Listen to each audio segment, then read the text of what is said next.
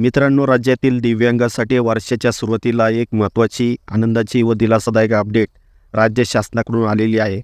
दिव्यांग बांधवांना मोफत फिरते वाहन दुकान उपलब्ध करून देण्यासाठी असलेल्या योजनेकरता राज्य शासनाच्या माध्यमातून 2026 करिता निधी उपलब्ध करून देण्यात आलेला आहे.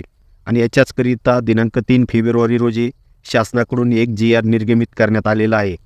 मित्रांनो, राज्यातील दिव्यांग बांधवांना स्वावलंबी होण्याच्या दृष्टीने पर्यावरण स्नेही म्हणजे बॅटरीवर चालणाऱ्या फिरते दुकान वाहने, मोबाईल शॉप ऑन व्हेकल या योजनेद्वारे 100% अनुदानावर वाहने उपलब्ध करून देण्यासाठी महाराष्ट्र राज्य दिव्यांग वित्त विकास महामंडळाच्या मागणीनुसार 2025-26 या आर्थिक वर्षाकरिता रुपये 25 कोटी इतके अनुदान महामंडळास वितरित करण्यास शासनाची मंजुरी देण्यात आलेली आहे.